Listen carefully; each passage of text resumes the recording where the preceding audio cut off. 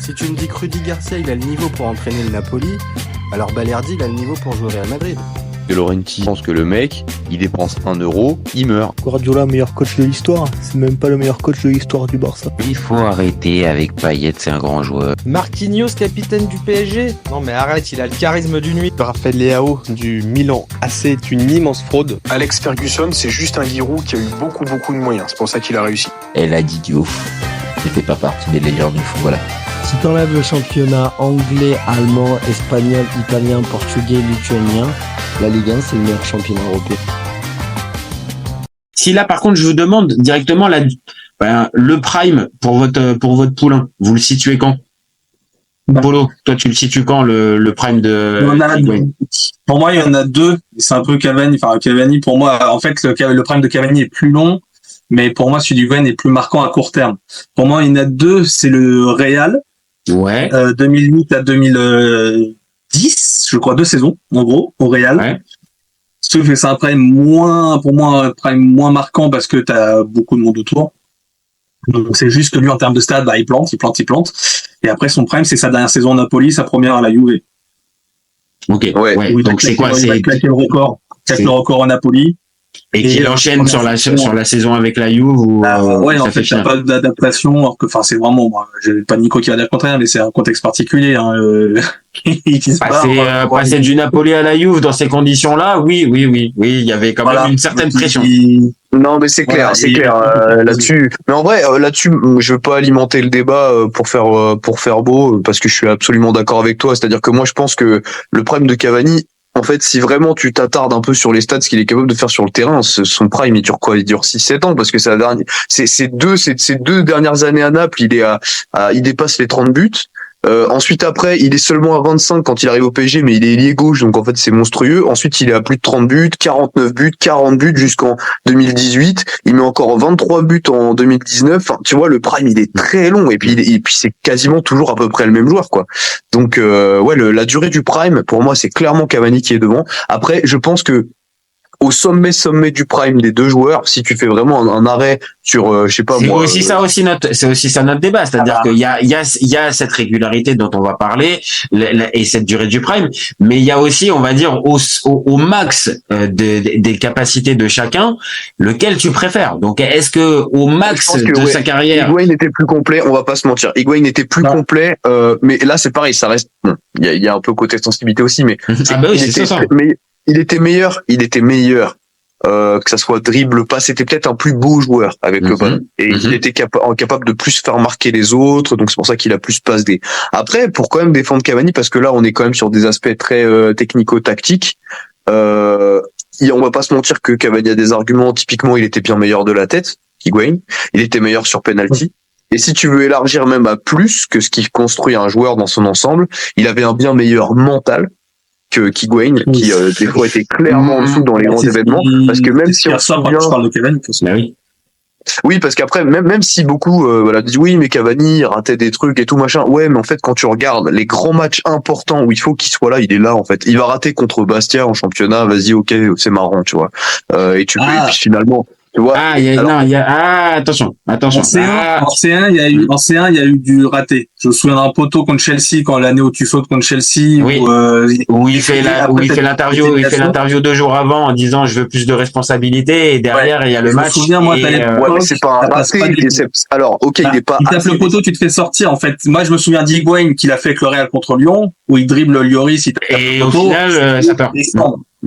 Non mais d'accord, mais je m'en souviens de ce poteau de Cavani contre Chelsea.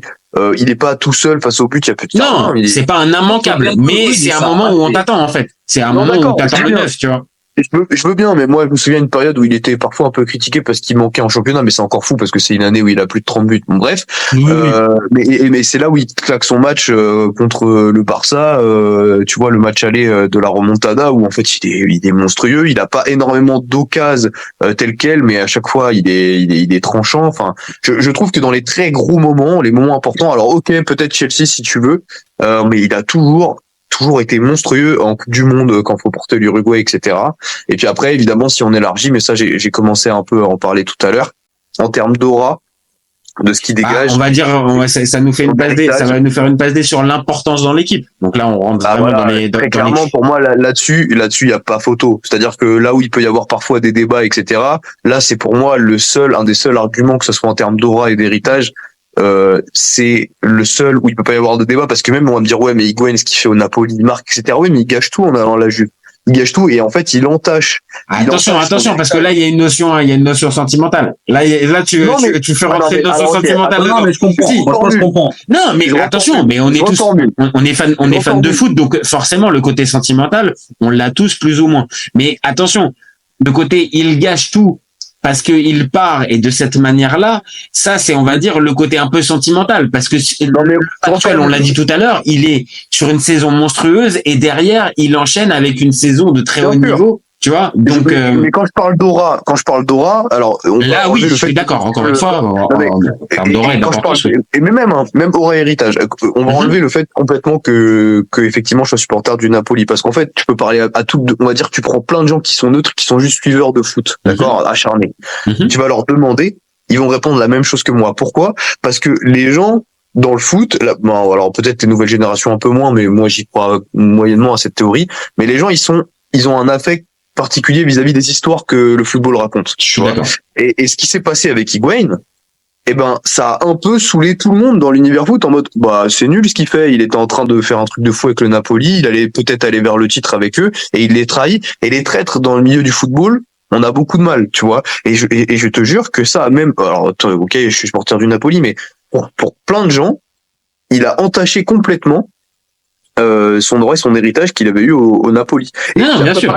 Puis t'as ce que dégage le joueur. Bon, alors ça c'est encore un autre truc. Peut-être qu'on va trop loin dans le débat, mais ce que dégage le joueur en tant que sympathie, etc. Bon là c'est pareil. Cavani, c'est genre le joueur que t'as envie d'adorer, quoi, que t'as envie d'aduler, que t'as envie que ça soit le joueur banni. Qui paraît plus simple et plus accessible, beaucoup plus accessible, travailleur, qui a toujours les mots plutôt justes, même en interview. C'est quelqu'un de chaleureux, etc. Higuaín, on va pas se mentir, des fois quand dans certaines interviews, dans sa manière de le comporter, franchement presque des fois. Là, je te rejoins. Après, moi il y a un truc par rapport à ça. Malheureusement, en fait, si Higuaín était parti au PSG, il aurait la même image que Cavani à Naples aujourd'hui. Est-ce qu'il se serait sacrifié de la même manière? Est-ce qu'il serait Cavani, après moi, Cavani est dans le bon rôle parce qu'il se barre du Napoli pour le PSG, mais il part aussi pour l'argent. Ah oui, non, ça faut pas le mettre de côté. Faut pas le mettre de côté. Je l'ai dit tout à l'heure, les deux joueurs aiment beaucoup aussi l'argent, parce que à plusieurs reprises, Cavani, il a des opportunités pour pouvoir peut-être être mieux utilisé, et il continue, il reste. Cavani, il signe Napoli avec un salaire de 1,8 million par an. Il signe au PSG, c'est ce qu'il gagne en un mois. Non mais d'accord, mais alors je vais défendre les deux joueurs. Mais là où je rejoins Paul, c'est juste que faut pas le sous-estimer. C'est un paramètre, et on a tendance un petit peu à voir Cavani à chaque fois comme voilà le bon gars, le bon type. Non, il y a aussi cet aspect-là aussi chez le bonhomme. Tous les joueurs ont un bon contrat. Tous les joueurs. C'est juste que Cavani, ça passe. L'image qu'il a, c'est que ça passe parce qu'il part au PSG, il part pas dans un rival. Si Higuaín part au PSG pour les mêmes sommes, ça passe. Le seul souci, c'est que c'est la Juve. Donc, oui. Non, mais deux choses. Je suis d'accord avec toi. Deux choses. Première chose, je défends les deux joueurs parce que les deux joueurs font la même chose pour moi quand ils quittent le Napoli.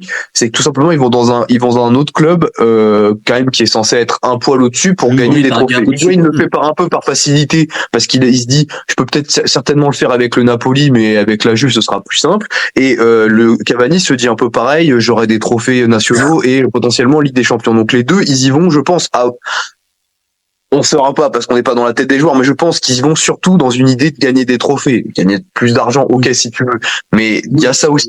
Et deuxièmement, là où tu dis que Higuaín aurait été vu pareil s'il était parti au PSG, pourquoi pas, sauf que c'est pareil, encore une fois foot fiction, mais c'est mon avis, il aurait jamais marqué autant l'histoire du PSG que l'a fait Cavani, parce que c'est un paquet en termes de personnage, tu vois, voilà, c'est tout ce que je dis. Et je ne suis pas sûr qu'il aurait accepté de jouer les gauches, c'est bon. On en revient tout à l'heure, oui, je pense qu'il aurait peut-être fait, mais peut-être pas avec le même résultat. Voilà, c'est ça. Et après, là, peut-être que là, pour défendre Higuaín, peut-être qu'il aurait été rattrapé aussi par les considérations peut-être physiques ou techniques, et qui fait que il aurait pas pu avoir ce sens du sacrifice. Mais on l'a dit aussi, c'est des joueurs résilients qui ont eu de la concurrence à certains moments, qui ont eu des difficultés et qui ont réussi à composer malgré ces différences. Donc on voit bien. Par contre, si on s'arrête vraiment sur l'importance dans l'équipe et qui est liée aussi au charisme, on vient d'en parler. Ces deux aspects-là, ils sont importants chez les deux. Est-ce que pour toi, Polo, voilà, dans l'importance dans l'équipe, on va dire juste purement technico-tactique, sur le terrain, là, sur le rectangle vert, pardon. Est-ce que Higuaín, c'est au-dessus d'un Cavani? Là, on parle pas on va dire dans l'esprit des supporters, dans l'esprit des gens, vraiment. Sur le terrain, est-ce qu'il est plus important dans les équipes dans lesquelles il est passé que Cavani? J'ai envie de te dire non, parce que le prime d'Higuaín au Napoli, il est entouré d'Hamsik, qui est une légende du club, qui non, il devient pas meilleur buteur de l'histoire cette année-là, il devient un peu plus tard. C'est après le départ, ouais. T'as Insigne qui est pas encore à son prime, mais qui est en train de prendre une envergure au Napoli, qui est un peu l'enfant de la ville. Donc c'est pas pareil. Enfin, alors qu'un Cavani qui est surtout à son prime au PSG, c'est quand t'as pas Ibra. Donc en fait, il est la star entre guillemets, même si je pense que lui veut pas trop. Enfin, c'est pas le genre à se mettre en avant comme ça, mais on va dire qu'il est entouré. Enfin, Higuaín est entouré de mecs vraiment plus ancrés dans le club.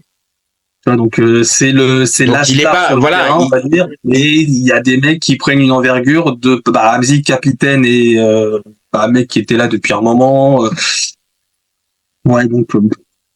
Et pareil pour toi, Nico, c'est-à-dire que d'un autre côté, on l'a dit, avec l'importance d'Ibra pendant un temps, et après dans les équipes dans lesquelles il a pu passer, il y a eu des périodes où il a été peut-être moins important dans l'équipe. Maintenant, à comparer avec Higuaín, peut-être là pour le coup, l'importance dans l'équipe, je pense que Cavani l'emporte, je pense. Oui, bien sûr. Alors même si clairement, je suis capable de le dire aussi, à une durée très très courte de prime, on va dire là où les joueurs ont été le plus fort, peut-être que Higuaín est un peu au-dessus pour ce qu'on a dit, pour sa capacité à notamment ce qu'il fait avec le ballon en termes de dribble, de passe, etc., de jouer. D'avoir un jeu un peu plus esthétiquement appréciable, notamment. Après, oui, effectivement, ce prime-là, il est plus court de la part d'Higuaín, et vis-à-vis de l'importance dans les clubs, ça rejoint ce que j'ai dit tout à l'heure. Et même hors appréciation des supporters, etc., je pense que Higuaín marque moins, parce qu'à la Juve, c'est pas la star. À Naples, peut-être que ça devient, en fait, ce qui est fou, c'est ça qui est fou, c'est que c'est pas forcément la star au départ, parce que tu as des joueurs comme Hamsik, tu as Insigne qui effectivement qui est l'enfant de la région, etc. Mais ça devient la star la saison où il bat tout le record. Ça y est, en fait, ça devient lui la tête de gondole du Napoli. Et en fait, il entérine un peu ça. Sauf que directement, il s'en va à la Juve, tu vois. Donc oui, donc forcément, on peut pas l'enlever. Fait 3 saisons comme Cavani, quoi. C'est que tu sens que 3 saisons, c'est le moment de partir pour les deux. Tu sens peut-être au fond de toi. Après, c'est peut-être aussi c'est peut-être aussi les fruits de la gestion de Aurelio De Laurentiis aussi, qui fait que à un moment donné, je pense que c'est trop difficile, on va dire, de voir peut-être une progression, et encore plus à ces moments-là dans le Napoli, pour les deux joueurs de progresser, et financièrement, et sportivement, et tout ce qui va. Après, maintenant, il y a une manière peut-être de le faire. Et comme on l'a dit, on est revenu, voilà, la manière qu'a utilisé Higuaín, forcément, elle laisse des traces, là, quand on fait un débat comme ça. Sachant que Cavani est pas... Ouais, j'allais juste ajouter que le fait que Cavani au départ est pas demandeur, il souhaite pas partir du PSG au départ. Oui, et c'est quand le PSG toque à la porte et pose l'argent sur la table, De Laurentiis il fait bon, alors écoute, ça serait bien que tu réfléchisses. Mais voilà, il y a pas de bras de fer. C'est pas non plus à contre-cœur qui part, mais de base il veut pas partir. Alors qu'Higuaín c'est très différent quand même. Higuaín il commence à se poser des questions en disant je gagnerai jamais le Scudetto, peut-être qu'il faut que je parte. Il a cette réflexion. Non, l'approche est différente. Encore une fois, l'approche est différente, et forcément là quand on se pose. Tu voulais dire quoi j'ai des stats sur les primes. Oui, après voilà, sur la durée du prime, on l'a dit. À un moment donné, pour vous, même si C'est Cavani, en train de prendre des visions. sur la durée du prime, je pense aussi maintenant. Voilà, Higuaín peut aussi avoir des arguments avec son début de carrière où très vite il enquille quand même les buts du côté du Real. Oui, alors j'aime bien le temps de Cavani, hein. Tu dis quoi, Nico? Je dis jamais autant que Cavani en termes de, parce qu'à un moment je me suis dit bon peut-être qu'avec les passes décisives et tout bon bah ça va, mais jamais vraiment en fait. Hein. C'est-à-dire que là Higuaín n'a jamais fait ne serait-ce que les 2 meilleures saisons de Cavani en termes de stats. Hein. Quand il est à 40 buts et 8 passes et 49 buts et 6 passes D, ça c'est des statistiques que Higuaín n'a jamais cherché. Pour le coup, pour moi, c'est aussi, alors évidemment là-dessus, les chiffres, c'est les chiffres, on va pas remettre en question, mais t'as aussi une nuance, c'est qu'il y en a un qui est au PSG en Ligue 1 sur beaucoup de matchs qui se baladent dans cette année-là. Ça, honnêtement, on peut pas le sous-estimer, alors que l'autre, même si la Serie A peut-être elle a baissé. Deuxième derrière la Juve, c'est pas le Napoli de Sarri. Enfin, tu vois, en termes de domination, c'est celui de Benitez encore. Cette année-là, non. C'est plus Benitez. Non, c'est peut-être Sarri. Quand ça? La dernière saison d'Higuaín au Napoli. C'est Sarri. La dernière, c'est Sarri. C'est Sarri. C'est Sarri, pardon. Oui, c'est ça. Il était sur la dernière de Sarri. Mais après, en termes de stats là-dessus, moi, j'ai comparé donc la 2015-2016 d'Higuaín où il tape le record en Serie A, à la 2016-2017 au PSG Cavani où il fait ses 49 buts. 9 buts, ok. Confondu. En termes d'occasions manquées. Putain, t'es parti loin. Bien d'un côté, Serie A de l'autre. 38 grosses occasions manquées par Cavani, 19 par Higuaín. T'as 2 fois plus de manqués pour Cavani. Oui, là je me focus sur Cavani. Oui, dans leur, on va dire dans leur prime, on va dire dans leur saison, dans leur saison référence. Juste leur meilleure saison chacun en termes de stats. Donc Higuaín, il est à 36 buts en 35 matchs de Serie A, 32 buts dans la surface de réparation, donc assassin dans la surface. La moitié de ses buts sont une touche de balle. 22 buts qui permettent de revenir au score ou de mener au score. Donc 63% de ses buts sont importants. C'est un but toutes les 82 minutes. En Serie A, c'est 1,28 buts par match. En termes de stats, il y a 10 matchs dans la saison où il ne marque pas. Il a été décisif, but passe D contre toutes les équipes de Serie A sauf la Roma. Sinon, elles ont toutes pris une passe D ou un but. Il n'y a pas le Milan aussi. Il n'y a pas le Milan aussi. Milan pour une passe D. Une passe D. Il n'y a que la Roma qui n'a pas pris une action décisive d'Higuaín cette année-là. La Roma de Spalletti, non? Ça doit être la Roma de Spalletti en plus. De mémoire. Cette époque-là, ça doit être Spalletti.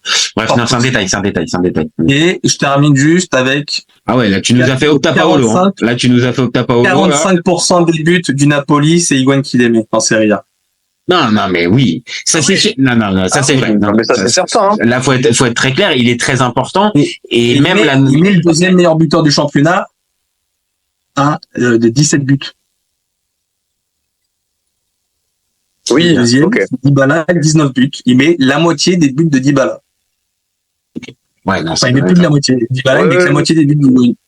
Alors, il a marché sur la Serie A. Non, mais ça, c'est vrai. Ça, c'est clair.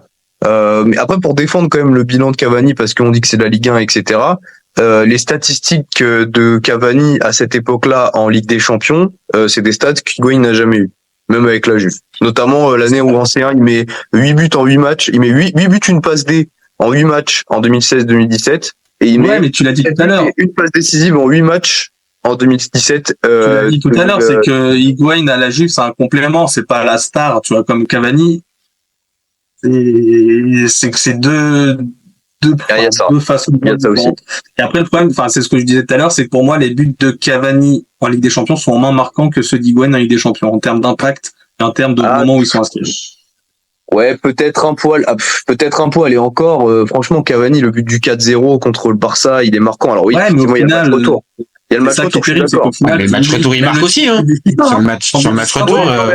C'est vrai, et ça, c'est vrai, c'est que il marque au match retour, et c'est certainement le seul joueur. Ah, c'est le seul. À son niveau. C'est le seul ce soir-là qui, on va dire, dans son rôle de joueur du PSG et de leader, à ce moment-là, c'est le seul qui fait le boulot. Clairement, faut être très clair. C'est sûr. C'est sûr. Ouais, bien sûr, puis il est bon à d'autres moments aussi avec le PSG. Moi, je me souviens du 3-0 contre le Bayern au parc où il est monstrueux, il met une minace en pleine lucarne et tout. Enfin, il y a eu des matchs marquants. Alors peut-être effectivement. Ouais, mais c'est quoi, c'est en poule? Ouais, c'est des matchs. Ouais, oui, c'est en poule. Ah bah bien sûr, oui, c'est en poule. Le Higuain, c'est la demi-allée contre Monaco. Si tu gagnes 2-0, il te met les deux. C'est le quart finale, huitième finale. Il met le doublé, donc ça fait 2-2 contre Tottenham à l'aller. Tu gagnes 2-1. Au retour, il met 3 buts sur les 4. T'as des trucs comme ça, en fait. Non, c'est bien. Ça, c'est beau. Après, on va pas se mentir. Et là, c'est une petite balle perdue pour le PSG. C'est plus difficile de briller en demi et en finale de C1 quand t'es au PSG, techniquement, quoi. Tu vois, bon, après, bon. Oui, évidemment. Voilà. Non, mais c'est sûr, mais c'est qu'en plus, c'est l'année où ça, en plus, il va loin, il est pas inscrit dans la liste, dans la liste. C'est vraiment pas cool pour lui, quoi. C'est vraiment pas. C'est Thiago Silva, hein. C'est ça, c'est le même délire. Maintenant, voilà, si on arrive au dernier, on va dire à la dernière chose, mais bon, c'est assez lié. Donc, la régularité. Pour vous, la régularité, qui c'est qui l'emporte? Vraiment, sur la régularité, parce que c'est Cavani. Sur la durée du prime, de toute façon, il n'y a pas photo, mais c'est parce qu'il y a aussi j'en reviens encore dessus, hein, mais parce qu'au PSG, tu surdomines aussi. Donc ça joue. Non, bien sûr. Alors après, attention, moi je vous le dis sur la régularité. Attention, moi je vous le dis encore une fois, c'est beau. Il y a un côté sentimental avec la fin de carrière de Cavani, mais clairement, déjà la fin d'histoire avec Manchester. Bon, ok, on l'a dit, il y a un titre de vice-champion, mais bon, il s'est pas imposé, comme un vrai joueur important. Il a pas marqué plus les esprits que ça. Derrière ça, c'est Valence de Gattuso, franchement, c'était loin d'être extraordinaire. Et là, du côté de Boca, bon, il y a une fin un peu en roue libre. Donc, tu vois, à côté de ça, la fin de l'histoire, la fin de Higuain, c'est Milan où c'est un flop monumental sur une demi-saison. C'est Chelsea où au final, il gagne la Ligue Europa, mais 24 minutes. Sinon il flop à côté.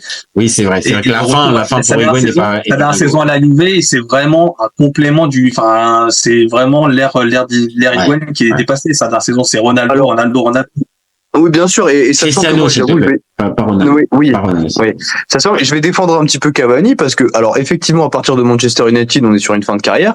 Sauf que sur sa cinquantaine de matchs avec Manchester United, sachant qu'il n'était pas titulaire tout le temps, loin de là, il met ses 20 buts, hein. Il met 19 buts quand même, hein. Donc ça, il faut les mettre en première ligue. Là, on n'est plus en Ligue 1 ou je sais pas quoi. Vrai, ensuite, avec un Valence qui est cataclysmique, il a sa vingtaine de matchs, il met 7 buts, donc c'est pareil, alors qu'il est pas forcément tout le temps titulaire. Et là, à Boca, ça vaut ce que ça vaut. Sur ces 13 matchs, là, je regarde, il est à 6 buts. Bon. Ok, il tient les stats, on va dire. Il tient les stats avec un minimum de rendement. Maintenant, voilà, si je te pose la question, on va dire là, maintenant, tout de suite, même là, est-ce que tu le voudrais au Napoli en choix numéro 2, numéro 3? Il a 50 ans. Voilà, c'est bien ce que je dis. La fin de carrière est un peu en roue libre et c'est bien. Il y a des stats qui sont un minimum honorables, pas de souci. Maintenant sur la vraie capacité là pour lui d'être au plus haut niveau, comme peut-être a fait Higuain sur la fin. Alors tu me diras la fin c'est un MLS, donc non, ça tient pas. Mais bon, sur la fin, voilà, on l'a vu. Higuain du côté du Milan ou de Chelsea, c'est compliqué. Après, mais c'est but, hein. Ouais, donc un peu similaire en fait. Alors au final, les deux sont un peu similaires, quoi. En fait, sur la fin de carrière, oui, peut-être. Ouais, sur la fin de carrière, oui, parce que Higuain il marque quand même à l'Inter Miami, mais c'est 30 buts quasiment, je crois. Donc non, ça c'est respectable, quoi. C'est. Ok, donc bon, donc sur la régularité, ça peut arriver à se faire.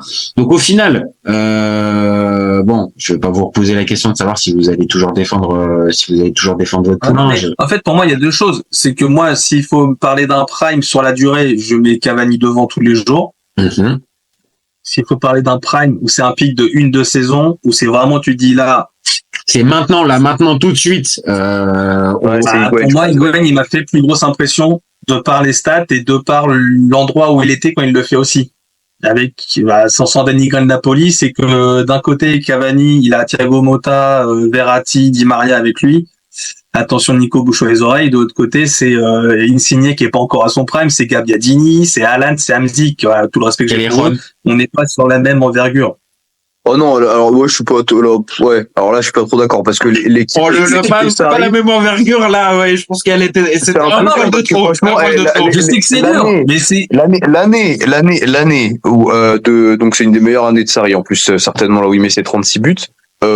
C'est une équipe de fous. Hein. Alors peut-être qu'il y a des joueurs qui sont. Oui, mais moins compare le connus PSG. En fait, mais Alan a son poste. À l'époque, Alan a son poste. En Europe, il y a pas beaucoup mieux. Oui, alors, mais je sais, mais en fait, juste les deux 11 côte à côte, t'en as un qui a Verratti, Thiago Motta qui est monstrueux.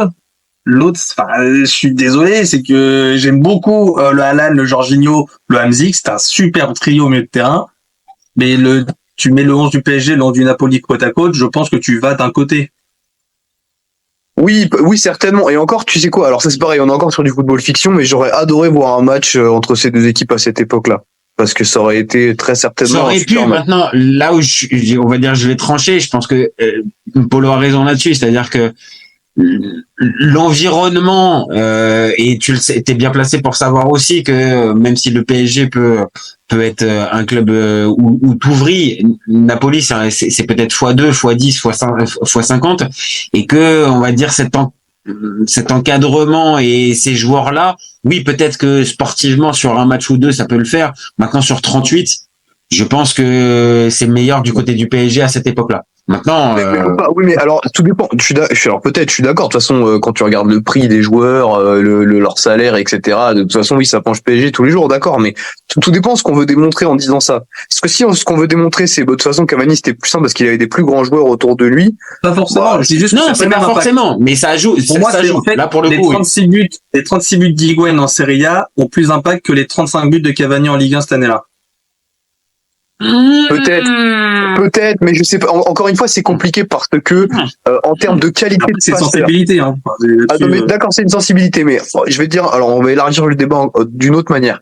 En termes de qualité de passeurs dans l'équipe, donc c'est parce qu'il te faut des passeurs pour que tu puisses marquer, des très bons passeurs pour que tu puisses marquer. Je suis pas sûr que le PSG soit au-dessus du Napoli si tu compares les deux périodes. Parce que tu as Jorginho qui est un formidable passeur, Hamsik qui a mis je sais pas combien de passes décisives je crois que c'est le recordman de passes décisives avec le Napoli. Tu as Insigne qui avait un pied droit. Oui, c'est la première grosse saison en termes de stats.